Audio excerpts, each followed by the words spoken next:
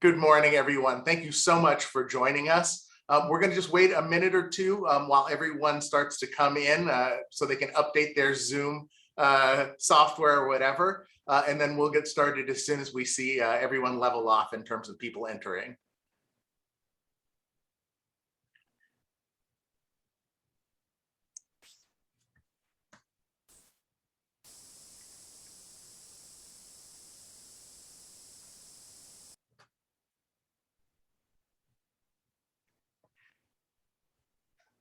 And it looks like we are going to start leveling off right now that most people have entered. So we are going to get started momentarily. Just as a brief introduction, my name is Mario Ubalde. I'm the Director of Customer Success for SizeUp. And before I throw it over to Kevin Donahue, we want to let you know that this should be a very interactive webinar. So you're going to notice that there's Q&A and chat buttons at the bottom of your Zoom control panel. Please do ask questions or send us chat messages. Shannon, Kevin, and I will be able to respond as best we can through the webinar. If it's a really good question, we may hold it to the very end because we've set aside some time for Q&A. So without any further ado, I'd like to introduce you to Kevin Donahue, who is going to have some opening remarks for us. Great. Thank you, Mario. And good morning, everyone, and welcome. As Mario said, my name is Kevin Donahue. I'm the Director of Membership for Greater Rochester Chamber of Commerce. I'm joined by my colleague, Shannon Ely, our Director of Communications and Marketing, as well as the previously introduced Mario Ubalde, Director of Customer Success for SizeUp. We're very excited to have you with us this morning for the launch of SizeUp GreaterROC. Our mission here at Rochester Chamber is to help organizations grow. We do that through advocacy, connectivity, programming, information, and a variety of other ways. But we're constantly on the lookout for additional resources to help our members grow and also to add value to the membership dollars that you invest with us. Small business owners are making business decisions every day, some large, some small, but all important nonetheless.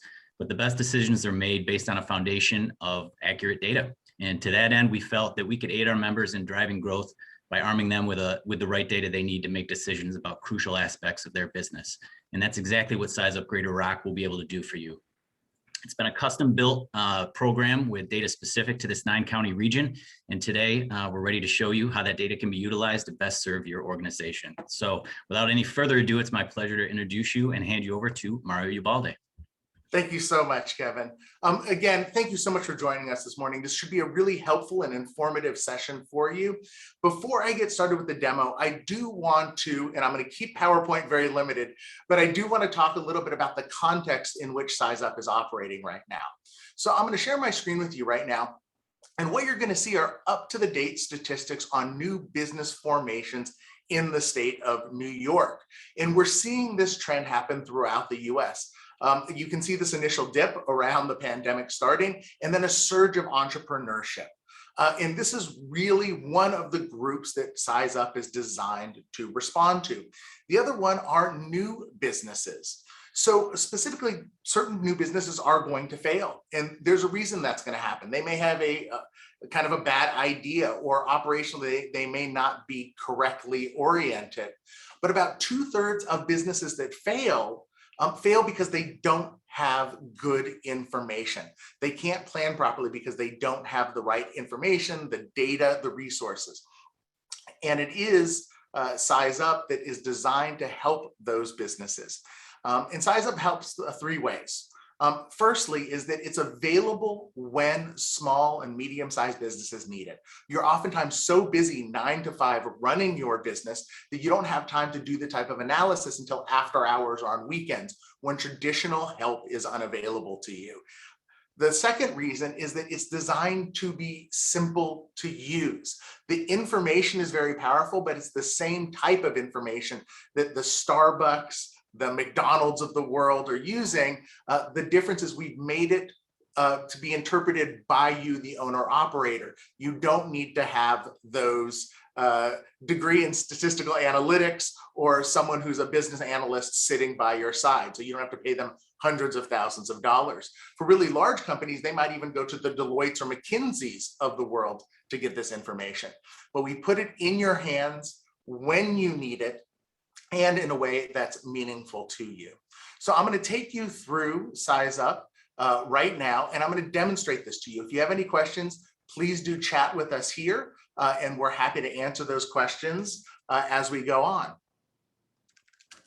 So you're going to see there's only two things that you really need to know to get started, which is what industry you're operating in, and of course, where you're doing it. And you can choose any city within the greater Rochester area.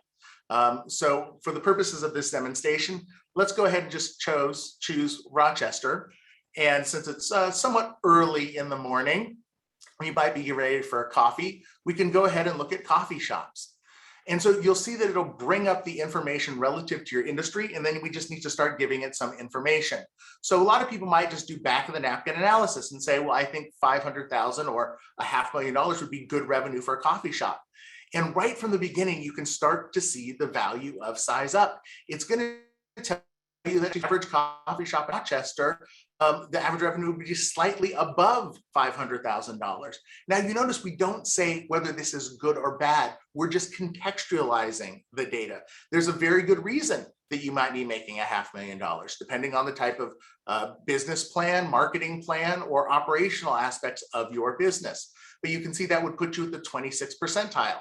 It would also show you heat maps of where businesses are operating in that industry. We also may want to look at industry trends. So we may not be as interested in national trends, so we can actually get rid of that. And now we're looking at specific trends within the coffee industry for Rochester. So we can see in 2018, 3 coffee shops were started in the city, 28 in the county, 41 in the metro area, and 897. This is really valuable information. As I mentioned when I showed you that PowerPoint slide, you may have certain businesses, like people may think, oh, I'm going to open up a DVD and VHS rental place in the pandemic because people are going to be at home, watching movies. Well, people really shifted to say Netflix or Disney Plus or whatever it may be. And so you can see those trends within industries to understand if maybe you need to pivot for an existing business, or maybe you need to recalculate the exact industry that you're in for an entrepreneur. And these trend lines can help you see what the overall experience is in those industries for new business starts. The other challenge that a lot of small businesses have is they don't know how much they need to pay their employees to keep those people in their business. Now, I think we can agree that $20,000 doesn't seem like a lot of money, but it actually is very competitive within the coffee shop limited service restaurant industry. The average is around $18,000. And you can see exactly where you'd expect to pay slightly more. So around 20 to 22,000 in Monroe. And then you can see a little bit less in some of the surrounding counties. You can also see the type of employees that you would need to staff up for. This can be an invaluable business point for a lot of startup businesses. Oftentimes they may hire too many people and then you're increasing your burn rate. Or you hire too few and you're going to run into customer service issues or bandwidth issues. So I think we can all agree that a small business is 8 people, but that's actually a very tiny coffee shop. So you're about 2/3 the size of the average coffee shop in the city, and even smaller relative to the county. Now, there might be reasons for that. Maybe people who are commuting in need a little bit more caffeine, so the coffee shops are a little bit larger in some of the outlying suburbs and communities. But it helps you contextualize that type of information. You can also see the cost effectiveness. So as I mentioned, you saw that you were a little bit below average, but you're paying your employees slightly higher wage and you have slightly fewer employees. That means that your cost effectiveness is actually 16% above average. So before, we were asking all of these questions from you. How much revenue do you have? How many employees? Now the power of SizeUp is it's going to super crunch millions of data points and start providing objective feedback to you on the performance of your business or of how your prospective business would be faring. So you can see revenue per capita, and we can even look at local turnover. So it's around 12%. So if you were a large business, let's say that you had, let's say 20 employees, and you were frustrated because you were losing 1 a year, and you think, oh, it's a pain to kind of retrain this person. Statistically, you'd be looking at losing 2 to 3. So what you thought was a pain point is actually a testament to the culture of your business, the compensation, something that is allowing you to retain more employees than you should. And if you're a small business, this type of information can obviously be obscure. You can't necessarily go from Joe's coffee shop to Fred's coffee shop or Mary's coffee shop and ask them this information, because that's also their competitive information that they're not going to want to share with you. But through the lens of objective data, you can see all of this information. We can also look at healthcare costs, and we can look at workers' compensation. For a lot of small businesses, they don't have agents who are looking at this data, and so they may just pay without realizing that there's perhaps cost savings or other options here for them. So you can also see that there's a summary view at the bottom. I'm going to go ahead and click on the button, and you're going to go ahead and see that it brings up a dashboard of your business, either your existing business's performance or your prospective business that you're thinking about starting up.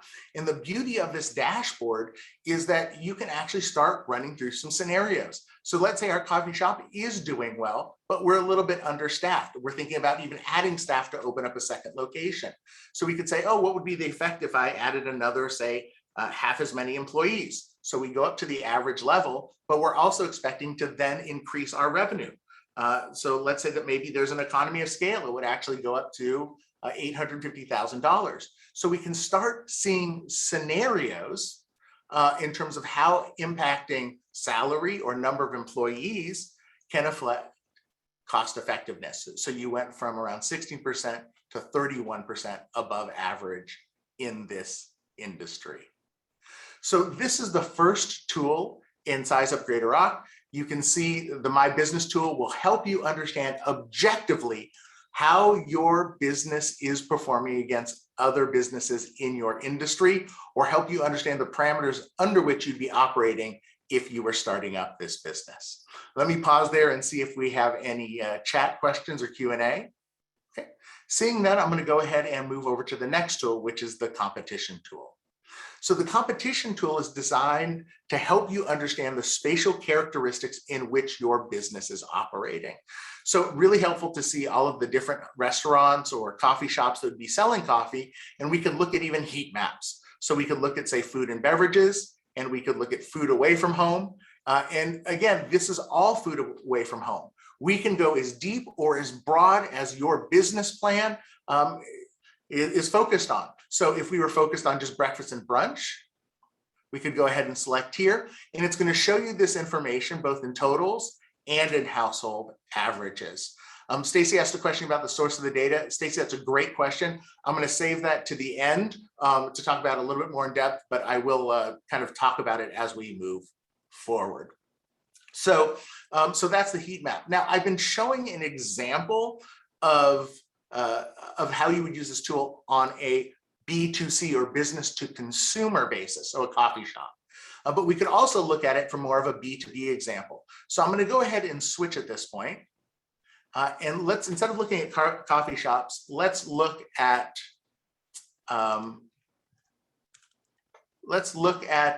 roofing. So we could look at roofing contractors. Okay. So you get the idea here. You start to see all of the roofing contractors. And of course, you also want to understand the type of businesses that would be your customers if you're roofing. So let's go ahead and look at industry. So we'll look at construction. So it could be single family home construction, or we can add or subtract as many industries as relevant to our business.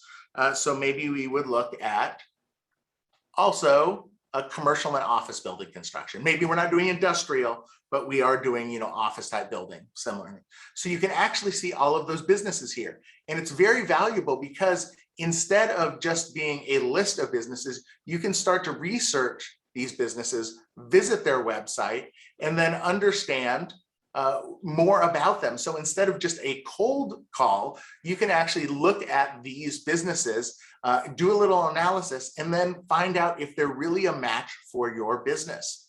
You could also look at supply chains. So let's say that we were looking at working on smaller projects. So perhaps hardware stores could fulfill our needs. So we can look at hardware stores and you can start to see them. And so these are, again, all of your Home Depots to your local hardware stores, Harbor Freight, so on and so forth. Maybe you're working on larger projects. Maybe you actually need to go visit lumber wholesalers or other building material dealers. So depending on the size of the projects that you're working on, you can map all of your which can be very critical right now. As a lot of businesses move towards near sourcing because they can't always get what they want internationally, it's really helpful to know the businesses that are around you that can help you and understand the local operations that are really important to your success. So I do want to explain a little bit about this information that I'm showing you, right? Ask questions about data. SizeUp has hundreds of different data sources, and all of the information is kind of updated at different times. We'll talk a little bit more about it, but the firmographic information that you're seeing here is updated every 3 months. So every 3 months, the individual businesses that are appearing on the list and also the calculations for your benchmarking are updated. The heat mapping data is, which is based on consumer expenditures, is updated twice a year, every 6 months, basically in the summertime and in the winter. We'll talk a little bit more about that when we have time for Q&A. But I hope that that answers your question just as we move on, so that you can understand that each data source is updated independently. There's also a question about independent restaurants. I will get to that question at the end as well. So let me ask any question, if you have any questions about the competition tool or the benchmarking tool. Mario, there was one in there about asking if the competitors and information was pulling from NAICS codes. Yeah, so the root source of the data does come from NAICS and SIC codes. Yes, obviously we actually mash up multiple data sets.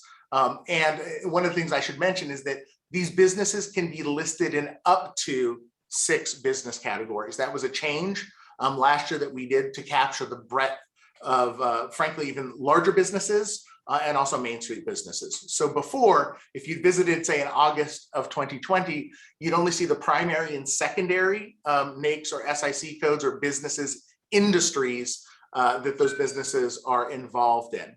As of last August, we expanded it up to 6. The reason that we did that is we know that, especially for smaller businesses, you might be running a women's clothing store, but you also might sell shoes, jewelry. Maybe you have a makeup or a salon chair. We didn't want to miss those things.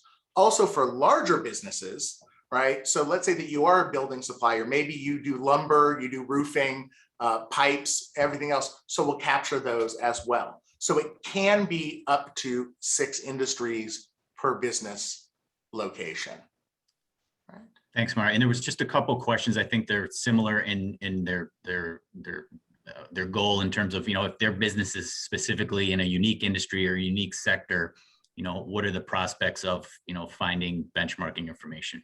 Sure. So one of the things that I did mention is you notice we don't, we've done the research, and unfortunately, 95% of businesses don't know their NAICS or SIC code. As a matter of fact, they don't even know what NAICS or SIC is. So we do just go ahead and list information in plain English. So if you were in cleaning, obviously you have to spell it correctly, but you can see we have everything from sewer and drain cleaning to dry cleaning or patio and restoration. And the same thing goes with restaurants. You can go as deep as you want to go. So right now we're looking at the benchmarks for coffee shops, but we could actually look for all restaurants. And so we'll do a little bit of an experiment right now. So for all restaurants in Rochester, again, we're just looking at the city, about $800,000. If you want to get a little bit more specialized, we could look at Italian restaurants. So is there more money in the average Italian restaurant than the average restaurant? Everything from a taco truck to your white tablecloth fine dining. Or we could go even deeper and look at pizza. And so the answer is there is in fact more money, if you're only focused on revenue, more money on chicken parm and fettuccine Alfredo than pizza. So again, you can choose how broad or deep you want to go in terms of your business or your industry, as well as the analysis. There's a lot of questions here, and we have left time for Q&A. So I'm going to go ahead and answer some of these questions live as we go through. And there's also some questions that are going to be policy questions about access that I'm sure Kevin and Shannon would like to cover. So one of the things I do want to point out while we're here on this particular report is we do have the ability to export this data to a PDF. So if you click on the print report button, it's going to generate the same information, but now laid out for print. So you can take this information if you're working on a business plan, you're working on a loan application, investment information or partners or whatever, you can take any of the information through the application, click that print report button, and we're going to give you a round trip QR code. So you can take this code right here that you're seeing in the bottom right-hand side, hold it up to your camera, on your phone, your iPad, or even your webcam, and then it will take you back into the application. So then you can go ahead and run different scenarios or input different information. And that is true across the application. So we're in pizza right now. If we printed this report, same thing will happen. It will generate your competitors, your customers, your suppliers, and create that PDF report for you to see. So obviously I didn't enter any additional customers or supplier information, but it would put those on separate pages as well. So I hope that's helpful. And I do see the chat coming in, and we'll pick up some of those when we get through the demonstration. So this is the advertising tool. So I showed you two examples already. I showed you a B2C example, and then there were questions about B2B, which I also showed you in the competition section. Let's look at another type of business, what we would call professional services. So these are your dentists, your doctors, attorneys, CPAs. Let's go ahead and look at dentists. So what we're going to do right now is we're going to look at the out-of-the-box analysis in terms of total revenue. So this is literally show me the money. These are the zip codes where the revenue for dentists are highest. Now, this is a perfectly good way of thinking about marketing, right? I want to market where the money is being spent, but different businesses have different business plans. Let's say, for instance, my dentist who focuses on families, he actually knows that he's going to draw from a larger radius because he is offering Netflix on the ceiling and nitrous for people who don't want to get injections. So he could look at different distances, like 20 miles. He's also focused on breaking into the industry because he's left the clinic that he's working for. He's putting out his own shingle, as they say. So he might want to look at underserved markets. So with underserved markets, instead of just looking at where the most money is, you're looking at the difference between where the money is being spent, the households that are spending it, and the areas receiving that money. And we might filter it. We might say, well, hey, you have to be old enough to have teeth. So maybe we go 4, but not so old that you're losing them. So maybe we go to 55. And what you'll see is that the information will be updated in real time. You may say, well, I also am expecting people to have higher incomes in order to afford the type of dentistry that I'm providing. Maybe you want to have a minimum of 50,000. And you'll see that the results will get updated here in real time. So you can look at all of the zip codes that match that particular category or filter that you're trying to optimize for. So you apparently, you could even go up even higher, and then you can start to see it getting winnowed down to even 3. So it depends on how focused you want to be. Now that is true both as before for existing B2C or business to consumer information like dentistry, but you can do the same thing in other categories. So if you were trying to market to some of those construction companies, so maybe you are targeting single family house constructions, maybe you want to target companies that are farther out. Obviously, it's for business purposes. People are going to travel a little bit farther. So we go to say 50 miles. Maybe you want to work with smaller home builders. So you might want to look at places that have fewer than 50 employees, right? Or you could focus on ones that have less total revenue, maybe under $10 million. And so you'll see those results. So if you're advertising in trade publications, online, whatever it is, you can take this information, whether it be business to consumer or business to business, and then you can target. You can take this information, you can take these filters, and then you can buy ads on Google, Facebook, Apple, whatever it may be. And you can do the same thing business to business. It also helps you optimize offline advertising. I was actually surprised when I went to my grocery store, those little receipts and those coupons that you get, they actually come in real time now. So as you purchase whatever it is, those hot dogs, that candy, you can actually get real time advertising receipts on those. So you can visit your local grocery stores, or perhaps, there's a billboard or a bus stop or some other place that you want to advertise to. Same thing happens with the print report button. You'll see that all of the filters are also included within the report. So the type of analysis you're doing, the industry, the level of location, and then also total revenue and total employees. So all of this information can be at your fingertips, both online and offline, ready for you when you're ready to do that type of analysis.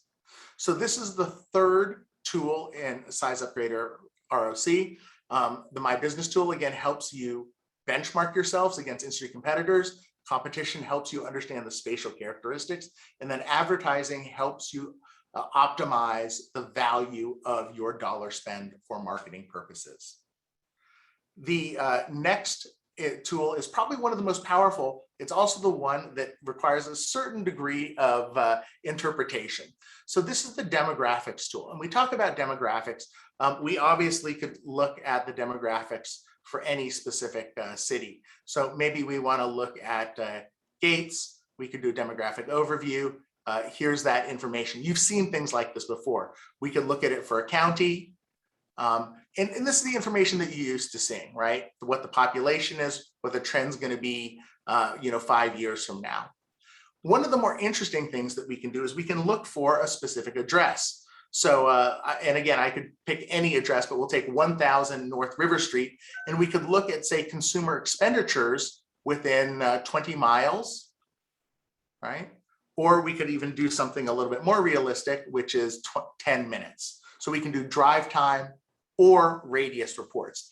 And what it's going to do is it's going to create a site specific. So this is not generic information. These are consumer expenditures around this specific 10-minute corridor. So it's super crunching all of these zip codes, all of these census block groups to provide this information for you.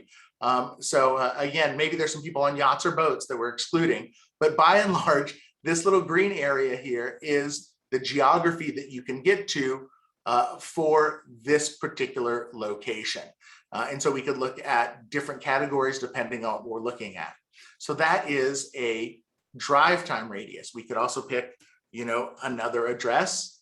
Here we go, 164 Alexander, and we could do a 20-mile radius report, and we could again look at a different category like demographics.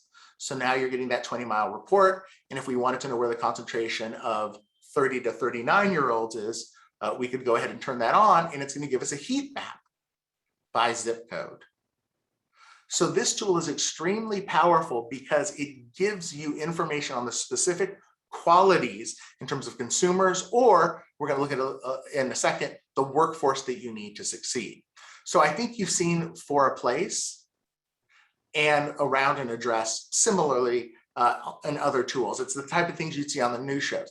But let me show you a very cool tool for Greater Rochester, which is within a boundary. So let's say that I really know my trade area and I'm in construction. Let's go back to construction since we used that as an example before. We're going to avoid some of these areas, and we're going to go ahead and do a labor force analysis. So again, we're going to do analysis on this specific polygon, this sort of like arrowhead shape. And as I said, we are in construction. So we could go ahead and we could look at the size of companies, or we could look at the type of businesses. But what I'm really interested in is, I'm in construction, I need to know where the workforce is. So I can scroll all the way down past businesses. Now I'm looking at employee information. And I could just look at construction in general. So we can see that there's 15,390 people who work in that industry. That's 4.17% of the workforce. Or I can even dive down deeper and say, I'm specifically looking at heavy construction. So that's 15,000, 4.3%. I can turn that on and we can look at it at the zip code level, or we can even dive down deeper and we can look at it at the census block group level. So now we're seeing the outline of specific neighborhoods. So you know that within this area, there's 2,000 to 2,480 to 2,893 heavy construction workers. So this is an aggregate within this area, as opposed to some of these neighborhoods where there's only 413 to 827. But I can also look at it as a percentage. So depending on the type of analysis that I want to do, you can actually look at the concentrations, or you can look at the aggregate numbers. And this is true for all of the heat maps. So if we were looking as before at consumer expenditures around a specific address, we could go ahead and dive into that information and say, look at where certain types of households are, right? So let's say we're interested in families, 4-person households. I can look at it by zip code or census block group in terms of totals or percentages. So this is the fourth and final tool in SizeUp GreaterROC. And so it will tell you the unique characteristics of the consumers, the workforce, and the demographic characteristics of your employees, of your potential customers, whatever it may be. Obviously, this tool is very, very powerful, but one requires a lot of thought. So all together, between the benchmarking tool that allows you to understand how you're faring competitively, the geospatial relationships between your customers, your supply chain, and your competitors, and the advertising tool, we're trying to give small and medium-sized businesses the information they need to succeed at this time. So I hope this was a helpful overview. I know we have a lot of questions, and we've certainly set aside time for that. So I'm going to go ahead and start looking at that. And Shannon and Kevin, if there's one that you've seen that you want to call out for me to answer first, please let me know. Otherwise, I'm just going to go from top to bottom. Sounds good, Mario. Okay, great. So one of the questions is about data. And so I did mention it. Let me actually bring up, I hate to go to PowerPoint since this is a live demonstration, but let me see if I can pull up the way that we think of data here. Let me share my screen. So hopefully you are seeing Mario,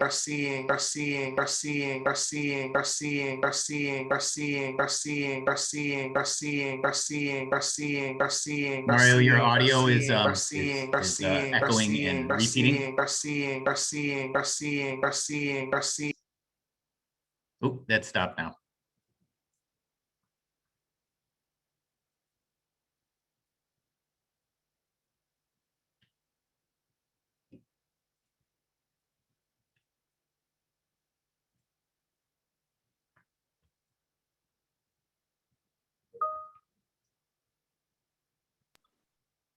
Let me know, is this better, Kevin? Good, we're good. Oh, fantastic. Sorry about that. Okay. So what we're looking at right now is a map of kind of the buckets that our data is coming from. So if we look at this, we can actually focus on a couple: industry, demographic, and geographic. And so you can see industry comes from hundreds of different public data sources. So what you're looking at is everything from stock market filings, federal information, professional licenses. So obviously in different industries, they're going to have different things: county courthouse filing, annual reports, over 14 million businesses. The demographic information also comes from different sources. Most of these are updated on an annual basis. It comes from the Census, Bureau of Labor Statistics. Some of this information is where we get wages and turnover date. This is updated annually. And then the geographic information, we use Google Maps, our base layer, that's our display layer, but we also have information from local governments, public, and some proprietary and internal data.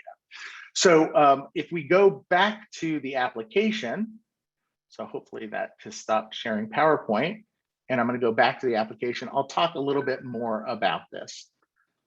So the business point data that you're seeing here on the competition, again, this is updated every quarter. As businesses open, as businesses close, as businesses expand or contract in terms of the type of things they're doing, that's updated every 3 months. The consumer expenditure data that you're seeing here, I'm going to be very transparent here. Anyone who's applied for a home loan anytime recently, I know that there's a lot of people buying homes right now, although it's slowing down. Anyone who's gotten targeted advertising, you know that Equifax, TransUnion, Experian, they know more oftentimes about how we spend our money than we do. So we aggregate sources across multiple industries to provide this information. So I hope that's kind of a good overview about the data. Some of the data is, based on our data scientists being able to mash up multiple data sets to provide new interesting data. So I hope that answers the question for the person who was asking about that. So there was a question about estimations. We have lots of different estimates. If you can let us know what estimates you're looking for. So like demographic estimates are based on a 5-year projection. That comes from our demographers and of course, ACS, American Community Survey type information for demographics. There's a question about NAICS codes, SIC codes. No, that was not our intended purpose. Our intended purpose is to make this as simple to use as possible. So you can just go ahead and type in simple English, what industries you're in. Of course, if you really want to, you can go ahead and look those up and then put in those names that you'll be familiar with if you want to do a reverse NAICS code lookup. A question from Scott about an access code. Kevin, Shannon, can I turn this over to you to discuss how people get access to the tool? Absolutely. So if you're on our website, you can actually just send an email to request a password, and that email address is SizeUp@GreaterRochesterChamber.com. At that point, you'll be provided with a password that is good for 1 week. And should you need access beyond that, you can always email back for an updated password. All right. So hopefully we're able to answer that question for you. So another question about, do we have the same for B2B? I think I answered that question. I can't call that, this is an anonymous question. Again, any industry can be used, and any business scenario that you can imagine, you can customize here. Let's say that you are an attorney, and I say this in jest, but let's say that you are in fact an attorney, and there's so many different fields of law. Maybe you're a divorce attorney. So your customers might come from, let's see. There we go. Marriage and family counseling services. So if there's a scenario that you can think of, you can add as many industries as you want. Again, we were looking at coffee shops as an example, but maybe your customers are actually attorneys who work well into the night on those divorce cases. So you get to define what your business plan is, what your ecosystem is, and then SizeUp will generate the answers for you. But the questions are still going to come from you and from your partners who are helping you, like the people at the chamber. So hopefully that answers the question on the B2B side.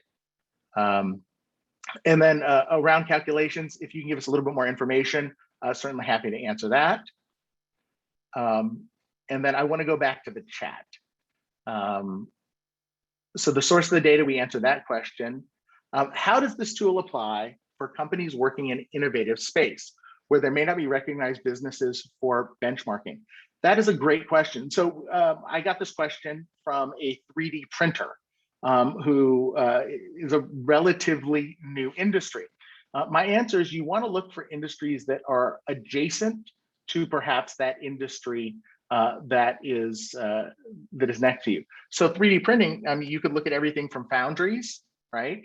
So steel foundries, or you could look at maybe machine shops. It just depends on what you think is most relevant to the type of work that you're doing. We got this question. I didn't know this. I had to research it. But eyebrow threading, which is a new thing.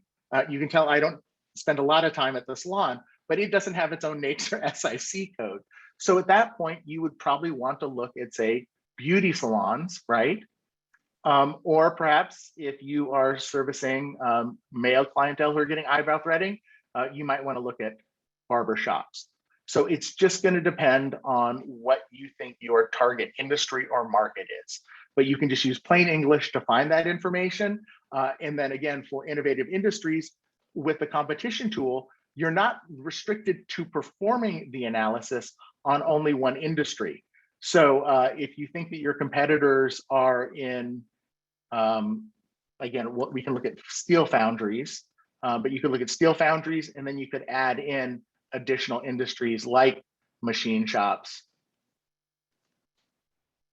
or other fabricated metals. It just depends. And that's the beauty of it. This is completely all you can eat. You don't have to worry about one industry on another and then getting charged extra. So go ahead and play with the tool, find out what makes sense for you, for your unique business. So I hope that answers that question. And Ellie, if it doesn't, please do reach out to us. Happy to discuss it more. So a question about the profitability, independently owned restaurants and the standard. So at this point, SizeUp does not distinguish between corporate restaurants or chain restaurants and local restaurants. It's certainly something that we have thought about. And one of the great things is make sure that you stay in contact with Kevin and Shannon and the team there. We will always update them when there's new innovations in the tool or new types of analysis, and then they can share that with you. So as we do perhaps break things down, but depending on the size of the business or the nature of the business, those items will be added in. Okay. So another question about kind of the size of industries and the type of data that we have. And it's basically what happens if you have fewer competitive players. Well, so I think the answer here, and I'll go back to the coffee shop example because it was handy. I don't actually buy coffee. I'm here in Austin, Texas, and I actually don't buy coffee from coffee shops that often. I make it myself, but when I used to commute into the office, there actually was a bakery that I used to get my coffee on. It was an awesome French bakery. So I could get my coffee there. So you can add in more. I also got my coffee from a diner. So you can add in as many industries that are relevant to whatever it is that you're thinking about. So I would consider that if you are in a business with fewer competitive players, look for businesses that may also serve that industry or that customer base, and then add in as many as you want that suits that particular yes. So someone else was talking about different manufacturing partnerships. They put their information in there. And I don't see any other in the chat, but I think I saw some new QA come in. Are the companies that are listed or vetted, or are they simply listed based on search criteria? So I'm not sure exactly what you mean by listed or vetted. So the businesses are updated every 3 months. They are based on lots of different things. So, certain businesses require business licenses. Sometimes they require professional licenses, electrical connections, telephone numbers. The way that they are added to the system are, again, multiple, but we try to keep them as updated as possible. In terms of, these are not recommendations by any means. We are not Yelp, nor are we the Better Business Bureau, but we do have information for businesses such that you can then investigate them, on your own and figure out if that's a business that you want to work with. We also have the ability, and I'm just going to scroll down here very quickly to see if I can find an example of it. I'm going to cheat and I'm going to go to a slightly different industry and hopefully show this to you. If you are interested in working with specific types of businesses, I'm going to go to beauty salons. We do have indications for people for whom it matters of whether a business is home-based, whether it might be owned by a, well, there we go. I just knocked out 2 with 1. So you can see might be woman-owned, might be minority-owned. So that is on the info card. We don't have the license right now to query that. So it is one you have to actually click on to see that information. All right. So I hope that answers your question, Kate. Again, the contact information is here. So if we can follow up, please do. Wonderful. I'm really glad that that answered your question. And a new chat. Yes. So I know that you're excited, and this is a very, very powerful tool. We are going to have this recording. We're going to edit it. So any ums that I said will be taken out, along with any other dead space. But I do want to point out that if you want to get started now before this video is done, we do have tutorials on every single section. So you'll notice that under My Business, you'll see this little info box right here. If you click that, it will pop up a video that will walk you through this particular module of SizeUp. Same thing with competition. You click on that, click the info button, and pull up. The same is true with advertising and demographics. So if you do need a refresher before Kevin, Shannon, and I get that video to you of today's session, please don't hesitate to visit the site and immediately click on that info button. It will walk you through the process again. Okay. And Kevin and Shannon, I'm not sure if I missed any. Please keep me honest if I did. Oh, looks good. I think we're all tightened up. Okay, fantastic. Well, then I know that there's some next steps that the chamber is going to be taking with SizeUp and helping the members and members of the business community. So unless there are any other questions, I really just thank you so much for investing the time to learn about how SizeUp can help your business or your prospective business for the entrepreneurial minded. And I'll turn this back over to Kevin and Shannon. Thank you so much, everyone. Mario, thank you so much. We've, as I mentioned in my opening remarks, this has been a long time coming. We're very excited to launch this. You know, part of the resources we provide are direct to our members, but we also want to provide resources that empower our members. And when we saw this tool, we were so impressed and so eager to get it started. So it's been a long time coming. We're very excited to launch it today. Please feel free to reach out to us with questions. If you want to see a password or if you want to get more information, we've got a page on our site, greaterrochesterchamber.com/SizeUp-GreaterROC, or the email address is SizeUp@greaterrochesterchamber.com for questions or to request a password. We'll look forward to working with you. Shannon, anything from your end? Nope, I think you covered it all. Thanks, Mario. Great as always. All right. Enjoy the rest of your week, everybody. Stay safe. Bye.